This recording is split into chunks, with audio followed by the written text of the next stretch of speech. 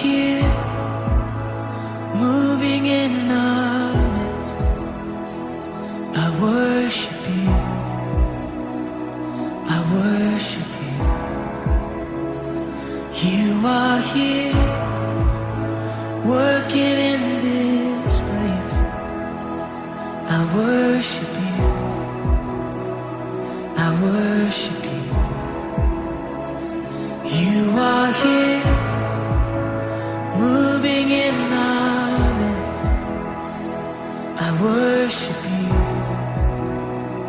I worship you. You are here, working in this place. I worship you, I worship you. You are waymaker, miracle worker, promise keeper, light in the darkness. My God, that is who you are. You are waymaker, miracle worker, promise keeper, light in the darkness. My God, that is who you are. You are here. 할렐루야. 우리 다 함께 조용히 묵상기도 하심으로 8월 첫째 주 주일 예배 하나님 앞에 드리도록 하겠습니다. 주께서는 제사를 기뻐하지 아니하시나니 그렇지 아니하면 내가 드렸을 것이라. 주는 번제를 기뻐하지 아니하시리이다. 하나님께서는 구하시는 제사는 상한 심령이라. 하나님이여 상하고 통회하는 마음을 주께서 멸시하지 아니하시리이다. 주의 은택으로 시온의 선을 행하시고 예루살렘 성을 쌓으소서. 그때 주께서 의로운 제사와 번제와 온전한 번제를 기뻐하시리이디. 그때 그들이 수소를 주의 제단에 드리리이다. 아멘. 우리 다 함께 내는 주의 영광을 보내. 이번에는 마커스 모교 찬양에서 한 부분을 가지고 왔습니다. 이 팬데믹 현상이 일어나기 전에 우리가 함께 모여가지고 많은 사람들이 찬양하고 예배드리는 광경인데, 우리가 앞으로 또 그런 날을 다시 한번 기대하면서 고대하면서 그 많은 분들이 모여서 함께 찬양하는 그 장면을 우리가 같이 바라보면서 우리가 기쁨으로 같이 한번 찬양했으면 좋겠습니다. 내는 주의 영광을 보내. 우리 함께 찬송하시겠습니다.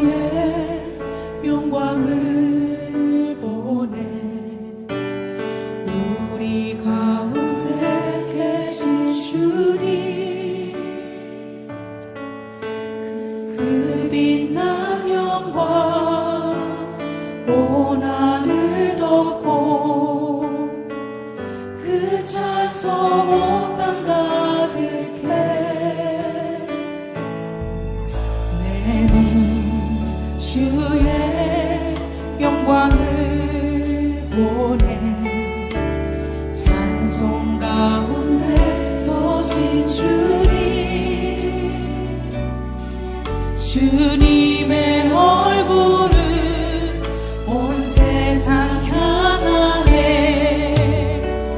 권능의 발을 드셨네. 주의 영광 이곳에 가득해. 우린 손에 주님과 함께 찬양하며 우리는 전진하리. 모든 열방 주 볼 때까지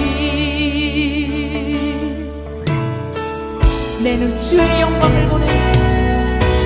내 눈 주의 영광을 보내. 우리 가운데 계신 주님, 그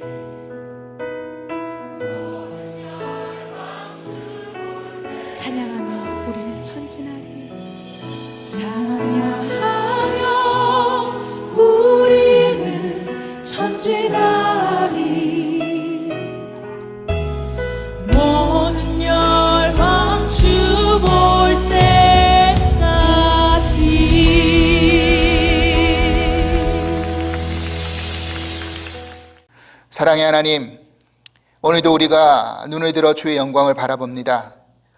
이 세상이 우리에게 주는 영광은 부질없고 허무한 것이지만 하늘의 영광은 영원히 사라지지 않을 멸류관임을 믿습니다. 하지만 오늘도 이 예배 자리에 앉은 우리들이 주의 말씀 앞에서 스스로의 연약한 모습을 바라봅니다. 여전히 세상의 가치와 욕심의 마음이 빼앗겨서 주님을 따라간다고 하면서도 변화되지 않고 성숙되지 않은 모습을 회개합니다. 이제는 주의 말씀으로 저희를 정금같이 다듬어 주시고 세상의 환난의 파도 앞에 당당히 맞서며 주간에 나갈 수 있는 저희들이 되게 하여 주시옵소서. 주님이 걸어가신 십자가의 길을 우리들도 뒤따르며 내가 감당해야 할 고난의 짐을 외면하지 않게 하여 주시옵소서. 이 혼돈과 무질서의 세상을 회복시켜 주시길 간절히 원합니다. 인간의 힘으로는 불가능함을 압니다. 사람으로는 할 수 없지만 하나님으로는 다 하실 수 있다라는 것을 믿습니다. 이런 우리의 믿음의 고백이 변치 않게 하여 주시옵소서. 예배 모든 시간 성령으로 더욱더 충만하길 간절히 바라오며 예수 그리스도 이름으로 기도합나이다. 아멘.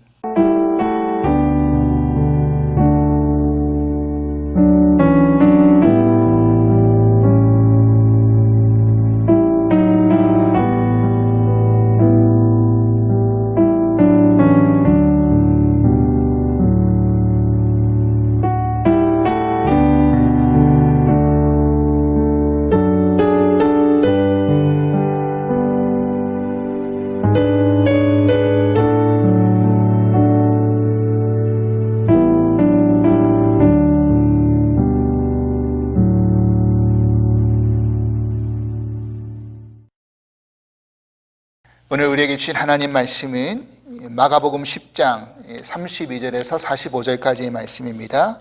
마가복음 10장 32절로 45절까지의 말씀, 우리 같이 한 목소리로 함께 봉독하겠습니다.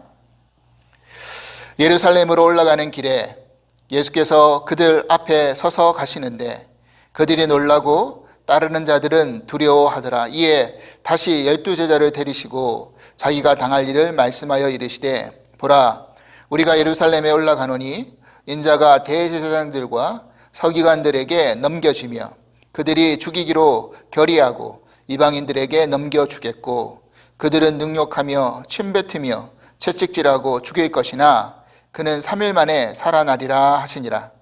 세베대 아들 야고보와 요한이 주께 나와 여짜오되, 선생님이여, 무엇이든지 우리가 구하는 바를 우리에게 하여 주시기를 원하옵나이다.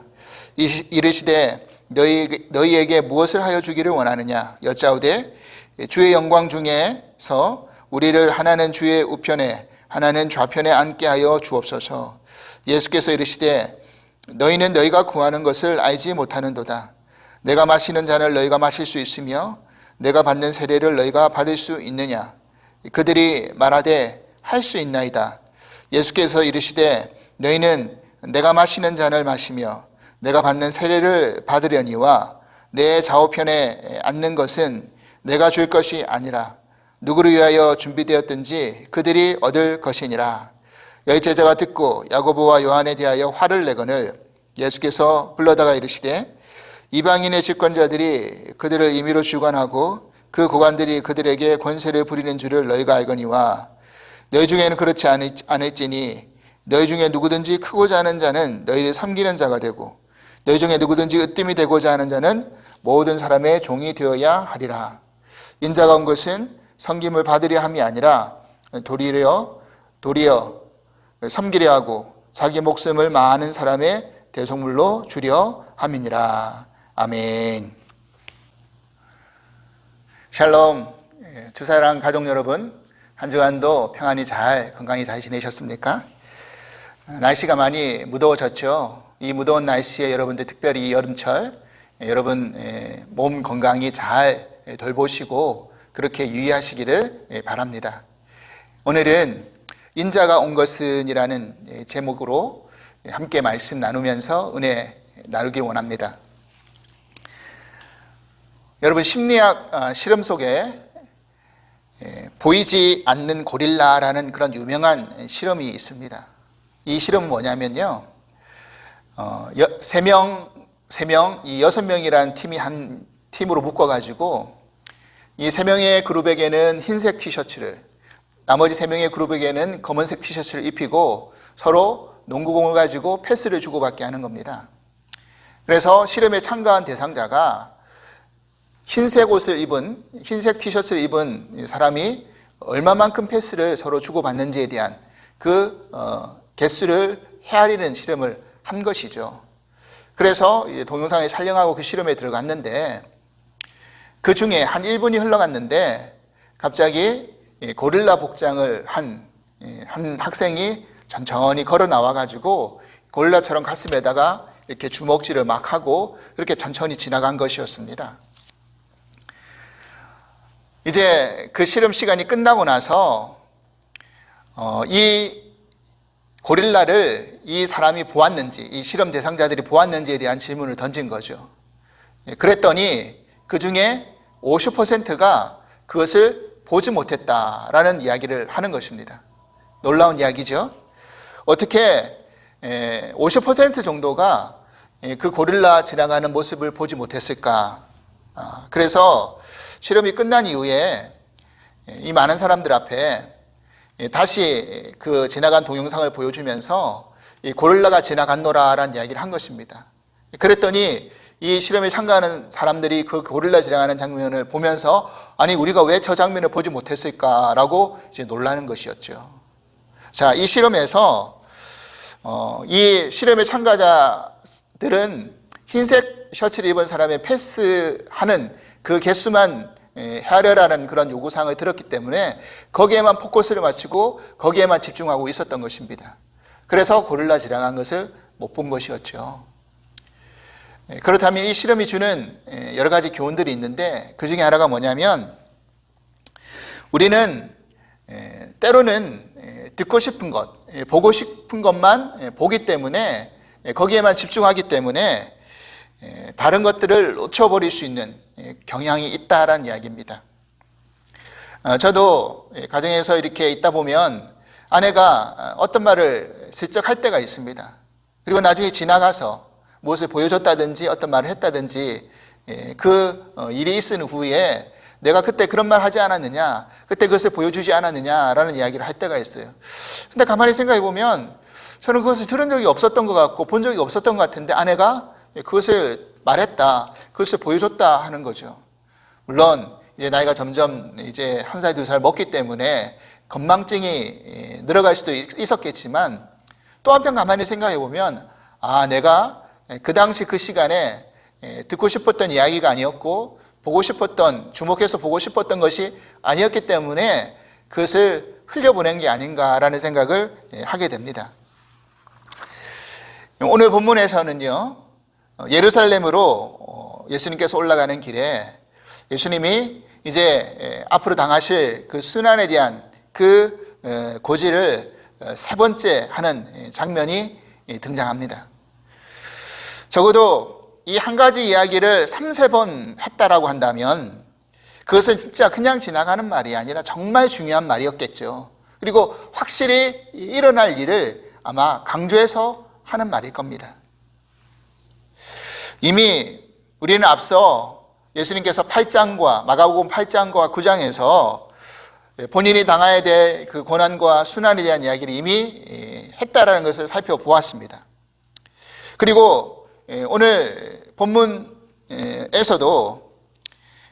그 앞서 이야기했던 그 순환에 대한 이야기보다 더 자세하게 그 앞으로 어떤 일이 일어날 것인지, 예수님이 어떤 고난을 당하시고 어떤 일이 일어날 것인지에 대한 이야기를 더 자세하게 예수님이 이야기하는 것을 볼 수 있습니다. 본문 33절에서 34절입니다. 보라, 우리가 예루살렘에 올라가노니 인자가 대제사장들과 서기관들에게 넘겨짐에 그들이 죽이기로 결의하고 이방인들에게 넘겨주겠고 그들은 능욕하며 침뱉으며 채찍질하고 죽일 것이나 그는 3일 만에 살아나리라 하시니라. 이 이야기는 예수님께서 예루살렘으로 향하는 길 속에서 먼저 앞서서 그렇게 길을 가고 있을 때 그 예수님을 따르는 많은 무리들 가운데 약간 두려운 마음이 생겼던 겁니다. 아마 그전 했던 그런 말이 떠올랐는지 모르겠죠. 그러자 예수님이 12제자를 따로 데리고 와서 이들에게 지금 상세하게 소상하게 이야기를 해주고 있는 것이었습니다. 자, 그럼 이쯤 되면 제자들은 어떤 반응을 보여야 했을까요? 앞선 고난에 대한 예고를 하셨을 때 8장에서는 베드로가 어떻게 했습니까? 예수님 앞에 그 길을 가지 못하게 막아서고 하지 말라고 그렇게 예수님에게 강요했지 않습니까? 9장에서는 어땠습니까? 제자들은 그 예수님의 순한 이야기를 들었지만 여전히 무슨 이야기인지 깨닫지 못하고 자기들끼리는 서로 누가 큰지에 대한 논쟁을 하고 있지 않았습니까? 그러면 오늘 이 세 번째 예수님께서 이런 고난에 대한 이야기를 상세하게 이야기하시면서 내가 죽고 인자가 죽고 그리고 다시 사흘 만에 부활한다 라고 밝히시고 계신다고 한다면 한 번쯤 좀 깊이 생각해 봐야 되지 않겠습니까? 그런데 제자들의 모습은 어떠했나요? 35절 말씀입니다. 세베대의 아들 야고보와 요한이 주께 나와 여짜오되 선생님이여 무엇이든지 우리가 구하는 바를 우리에게 하여 주시기를 원하옵나이다. 이르시되 너희에게 무엇을 하여 주기를 원하느냐? 여짜오되 주의 영광 중에서 우리를 하나는 주의 우편에 하나는 좌편에 앉게 하여 주옵소서. 지금 제자들 중에 수제 그룹에 속했던 야고보 요한이 예수님 앞에 나와가지고 뭘 요구하고 있는 것입니까? 주님, 내가 지금 주님 앞에 무엇이든지 구하는 것이 있다고 한다면 주님은 저에게 그것을 다 들어주셔야 됩니다. 지금 이렇게 이야기하고 있는 거지 않습니까? 적어도 주님과 동고동락하면서 주님의 길을 걸어가시는 길을 조금이나마 이해하고 또 그것을 생각했다고 한다면 주님의 고난의 이야기 앞에서 주님, 우리도 그 길을 기꺼이 따라가겠습니다. 동참하겠습니다. 적어도 이 정도는 해줘야 되지 맞는 그런 바른 모습이 아니었겠습니까? 그런데 오히려 내가 구하는 것 주님 다 들어주셔야 될 의무가 주님 앞에 있습니다. 이렇게 이야기하고 있는 겁니다. 그러니 속된 말로 이 제자들은 싸가지가 없는 거죠. 자, 그런 제자들을 바라보면서 예수님 화도 내시지 않으셨어요. 그러면서 이렇게 물어보시죠. 그러면 내가 너희에게 무엇을 하여 주기를 원하느냐라고 물어보자 저들의 답변이 더 과간입니다. 뭐라고 이야기했습니까? 주님의 영광 중에 우리를 하나는 주의 우편에 하나는 주의 좌편에 좀 앉게 해달라고 그렇게 요청하고 있는 것이죠.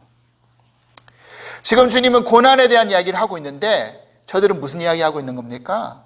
하늘의 영광 이야기하는 것도 아니라 세상의 영광 속에서 자기가 차지해야 될 것을 지금 요구하고 있는 것입니다.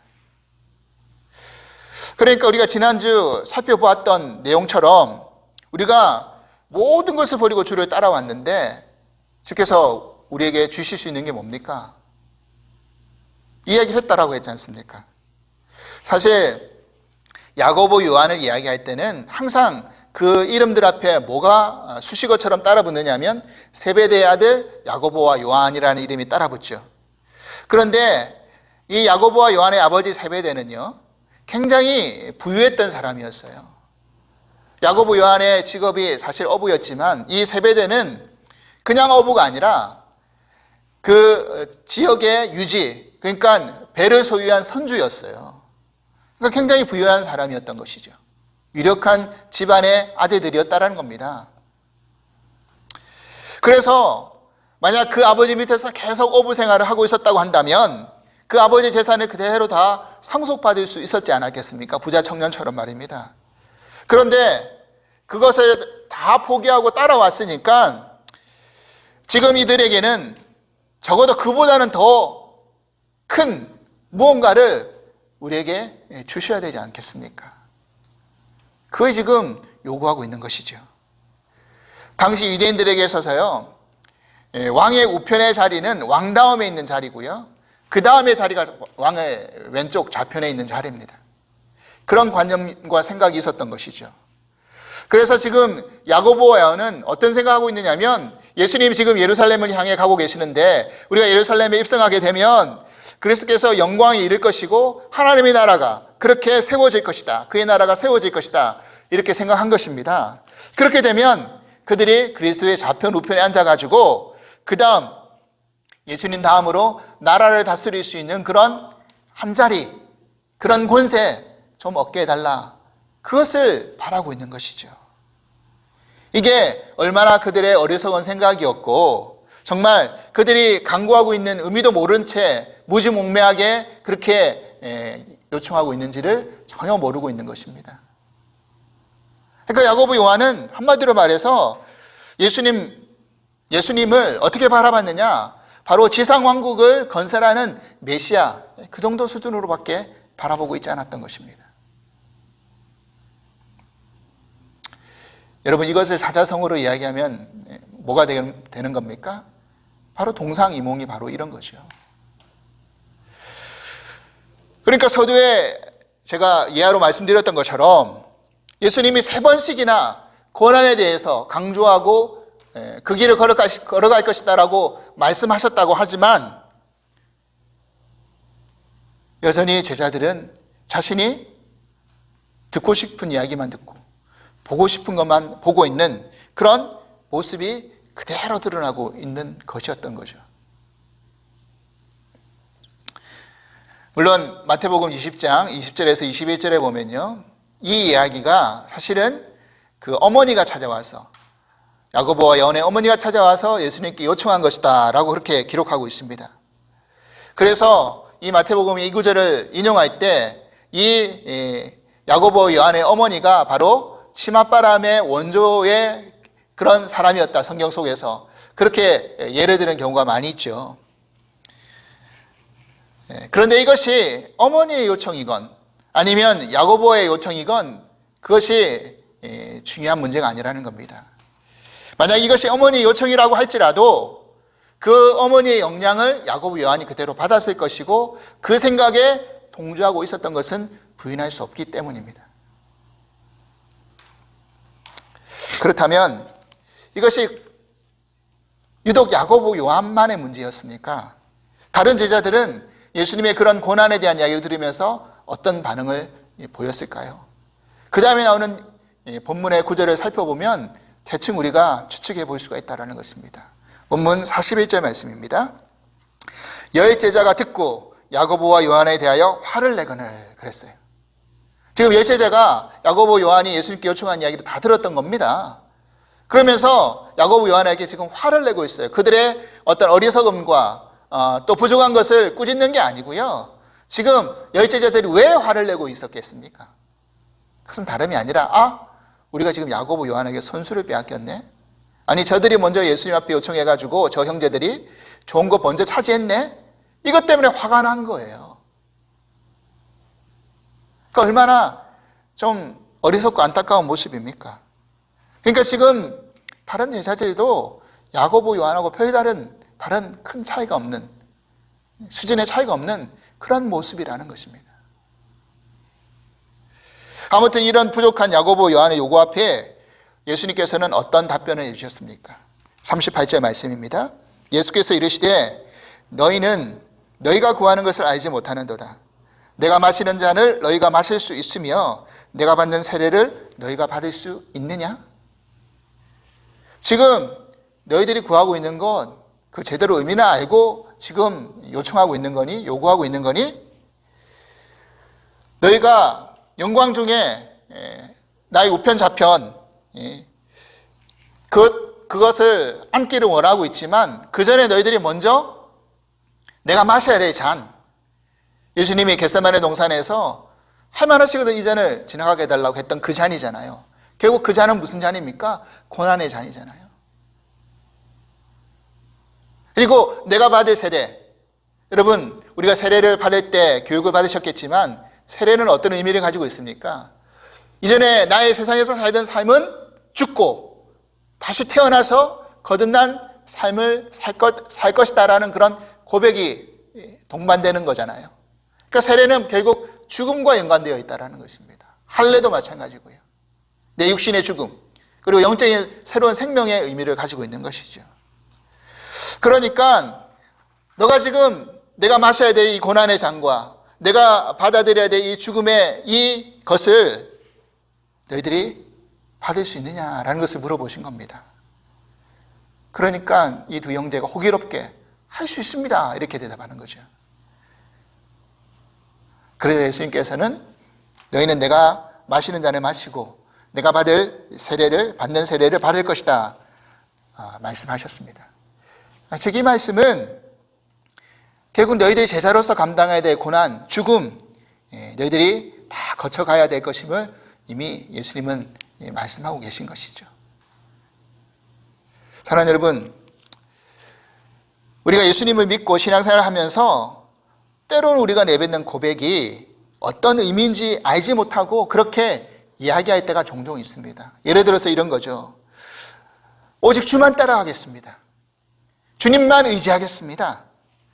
우리가 기도하거나 우리가 어떤 이야기를 할 때 이런 표현을 종종 자주 쓰지 않습니까?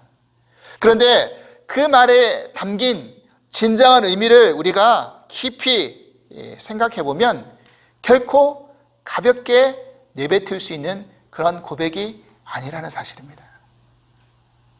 지금 야고보와 요한이 예수님의 말씀 앞에 우리 할 수 있습니다 라고 말하고 있는 것처럼 말입니다.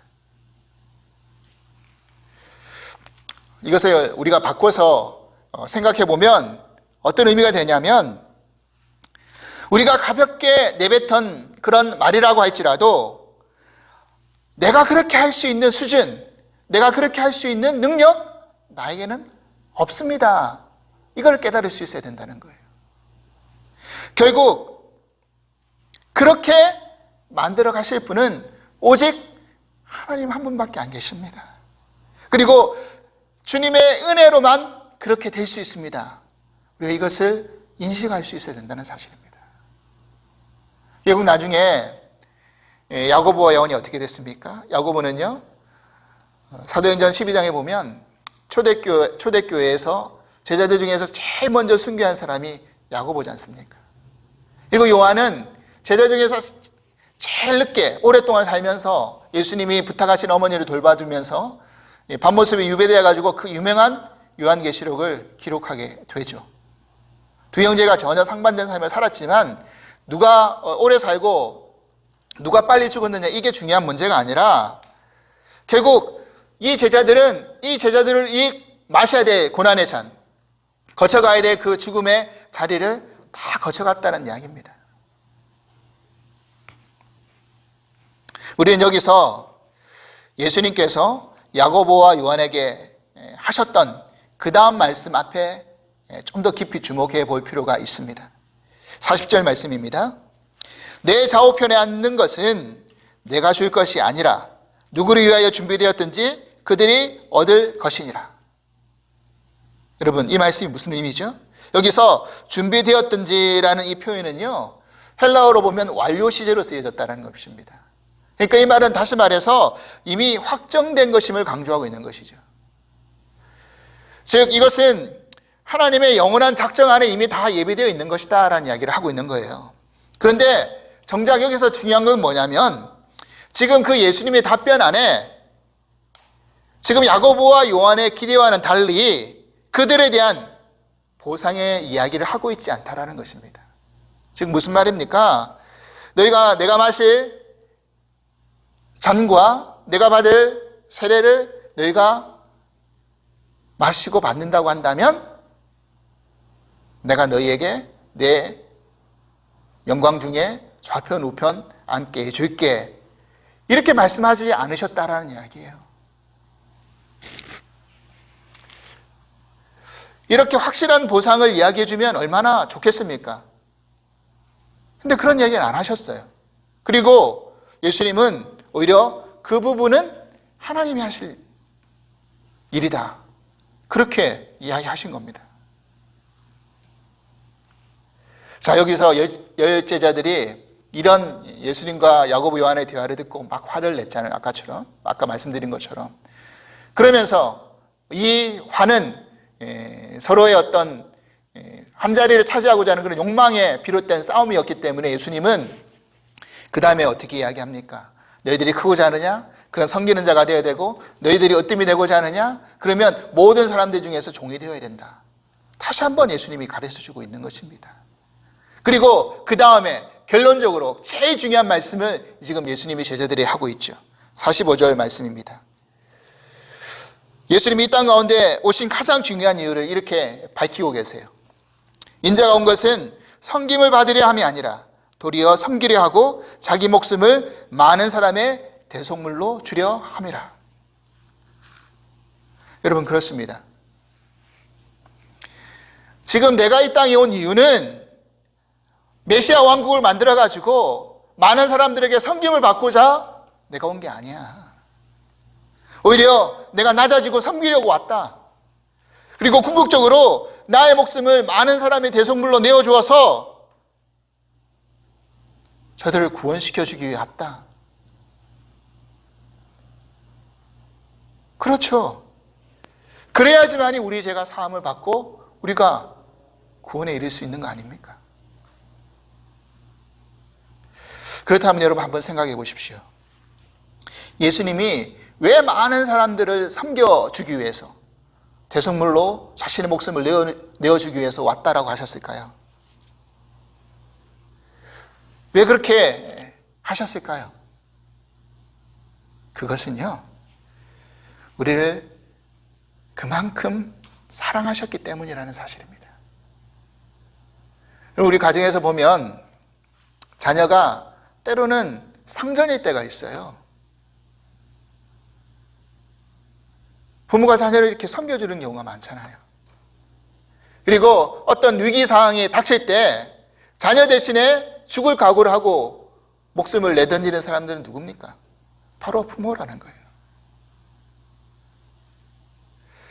여러분, 그 이유가 무엇입니까? 그건 바로 부모가 자녀를 사랑하기 때문 아닙니까? 그게 뭐 어떤 다른 조건과 이유가 있습니까? 결국 주님이 이 땅 가운데 오신 이유가 뭡니까? 이것은 우리가 복음 중에 복음이라고 알고 있는 요한복음 3장 16절 말씀처럼 하나님이 세상을 이처럼 사랑하사 독생자를 주셨으니 이는 그를 믿는 자마다 아무도 멸망치 않고 영생을 얻게 하려 하심이라. 그렇죠. 바로 이 이유 때문에 예수님이 인자가 이 땅 가운데 오신 것이죠.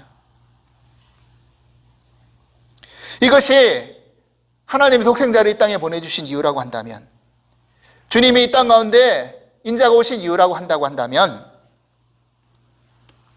우리가 왜 주님을 믿고 따라가야 할까요? 이것은 구원과 영생을 얻기 위해서 그 마음보다 앞서서 주님을 사랑하기 때문에 우리가 주님을 믿고 따라가는 것입니다. 이게 먼저가 되어야 함을 믿습니다. 여러분, 왜 예수님께서 자신을 부인했던 베드로에게 찾아가가지고 3번씩이나 너가 나를 사랑하느냐라고 그렇게 물어보셨겠습니까? 그 사랑의 회복이 제일 중요한 것임을, 그렇게 시작해야 되는 것임을 예수님이 우리들에게 이야기해 주고 있는 것이죠. 사랑하는 여러분, 사실 그렇습니다. 우리는 예수님을 믿고 따르면서 현실에서의 뭔가 확실한 보상을 요구하거나 기대할 때가 많습니다. 주님, 제가 예수님을 따르면서 정말 많은 희생과 헌신을 각오하고 그렇게 해왔는데, 그렇다면 눈에 보이는 뭔가를 확실하게 보장해 주셔야 되는 거 아닙니까?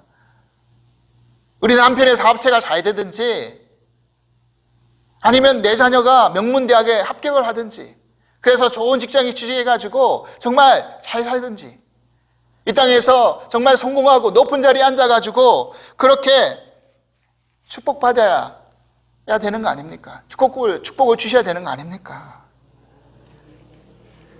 주님을 사랑해서 믿고 따르기보다는 그 믿고 따르는 그런 우리의 헌신된 행위로서 오는 보상을 기대하기 때문에 사실은 따라가는 경우가 많다는 사실입니다.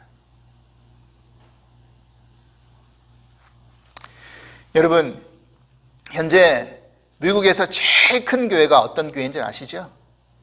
아십니까? 그 교회는 바로 조엘 오스틴 목사님이 섬기고 있는, 사역하고 있는 이 휴스턴에 있는 레이크우드 교회라는 곳입니다. 여러분, 조엘 오스틴 목사님 아마 긍정의 힘이라는 그런 책 들어보셨을 겁니다. 한때 우리나라에서 몇십 년 전에, 십수년 전에, 몇십 년 전은 아니고 십수년 전에 굉장히 베스트셀러, 전 세계적으로 1,000만 부 이상의 책이 팔렸다라는 그런 기록이 있습니다. 굉장히 많은 크리스찬들에게, 또 세상 사람들에게 굉장히 인기가 있었죠. 그래서 지금 그 교회에 출석하는 교인 수만 주일 평균적으로 한 5만 2천 명 정도 되고요. TV로 본인의 설교 방송이 계속 나가고 있는데 전 세계적으로 그 방송을 시청하는 인원이 한 700만 명 이상이 된다는 이야기를 들었습니다. 그런데 이 교회가 어떤 교단에 속해 있지 않고 번영복음주의 교회의 어떤 모토를 가지고 그렇게 교회를 운영하고 있는데, 대표적인 어떤 번영신학의 모델로 삼는 교회가 바로 이 교회입니다. 그러니까 믿는 많은 사람들 중에서도 예수 믿어서 우리가 축복받고 번영하고 아무런 문제 없이 그렇게 이 세상 안에서 영광받을 수 있다라는 그런 메시지, 이런 것에 믿는 사람들 또한 많은 사람들이 열광하고 있다라는 거죠. 사실 이 교회가 기존 교단 안에서 많은 비판을 받고 있죠. 왜냐하면 그 목사님의 메시지 안에는 십자가와 고난의 복음이 없다, 이 이야기를 하고 있는 것입니다. 우리가 오늘 읽었던 이 본문 안에서 우리가 예수님이 이 땅 가운데 오신 이유, 우리가 분명히 알고 있는데, 예수님이 말씀하셔서 알고 있는데 그것과는 정말 상반되는 이야기를 사실은 하고 있기 때문이라는 거죠.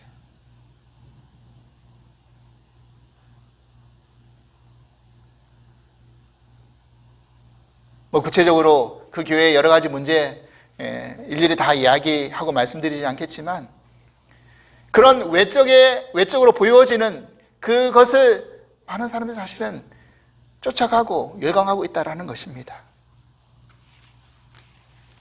여러분, 물론 예수님을 믿어서 축복받고 이 세상에서 우리가 성공할 수도 있고 번영할 수도 있습니다. 저는 예수님 믿어가지고 우리가 고난만 받자, 그렇게는 되지 말자, 지금 이 이야기를 하고 있는 게 아닙니다. 이것은 우리가 신앙생활하는 목표가 단지 번영하고 축복하고 축복받고 오로지 그것에만 있다고 한다면, 만약 예수님 믿어가지고 그렇게 되지 못한 많은 사람들은 다 교회를 떠나야 되는 거 아닙니까? 이것이 진정으로 주객이 전도되는 그런 모습이 아닐까요? 저는 계속해서 이 마가복음 말씀을 살펴보면서 2주 전부터 부자 청년으로부터 시작하여서 오늘 본문에 나오는 이 제자들의 모습까지, 그것이 그들만의 어리석은 모습이 아니라 부끄러운 우리들의 자화상임을 깨닫게 되었습니다. 예수님은 인자가 이 땅 가운데 오신 이유를 계속해서 반복하여 가르치고 있는데, 우리는 여전히 내가 듣고 싶은 말씀만 듣고 내가 보고 싶은 것만 보려고 하고 내가 얻으려고 하는 것만 쟁취하려고 하나님 앞에 떼쓰고 요구하고 있지는 않는지 돌아보게 되었습니다. 사랑하는 여러분, 저와 여러분들은 왜 예수님 믿고 따라가십니까? 저는 이 말씀을 준비하면서 한 교수님께서 이 말씀을 주제로 이야기하시다가 그런 말씀을 고백하는데 많이 공감이 되었습니다. 어떤 말씀을 하셨냐면,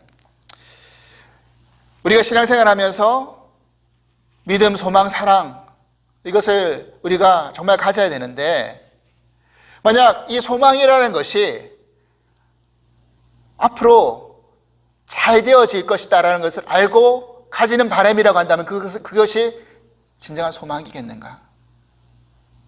왜냐하면 믿음이라는 것이 모든 조건적으로 믿을 수 있는 조건이 다 갖추어져서 내가 믿는 것이라고 한다면 그것이 진정한 믿음이겠는가? 사랑이라는 것이 정말 사랑받을 만한 조건을 가지고 있는, 즉 너무너무 잘생기고 너무나 돈이 많고 너무나 성격 좋기 때문에 내가 저 사람을 사랑한다. 그러면 그것이 진정한 사랑이겠는가?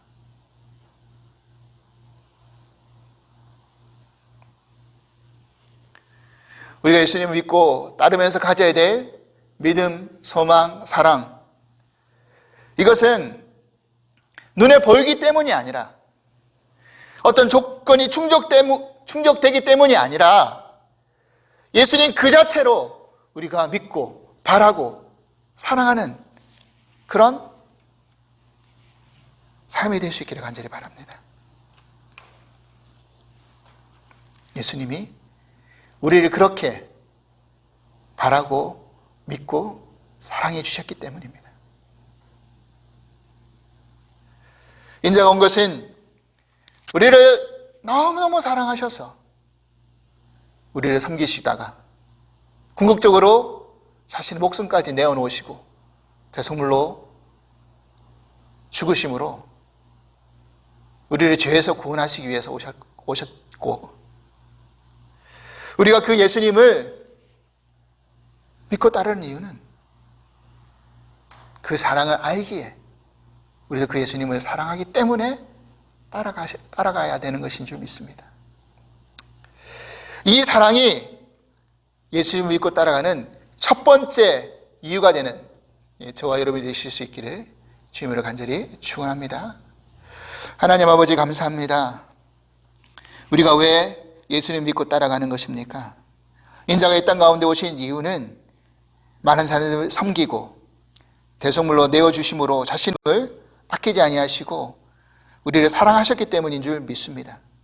하나님, 그 예수님을 우리가 믿고 따라가야 될 이유가 바로 여기에 있습니다. 우리도 주님을 사랑합니다.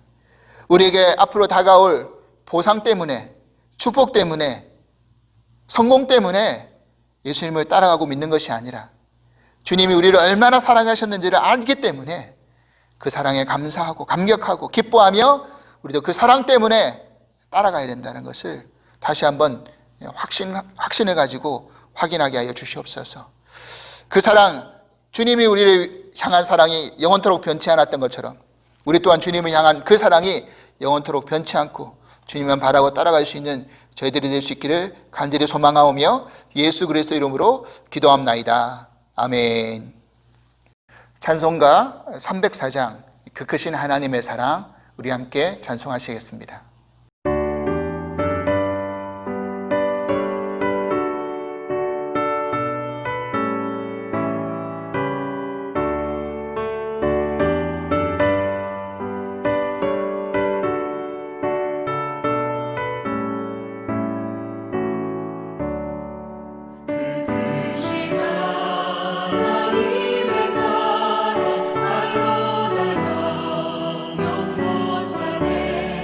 주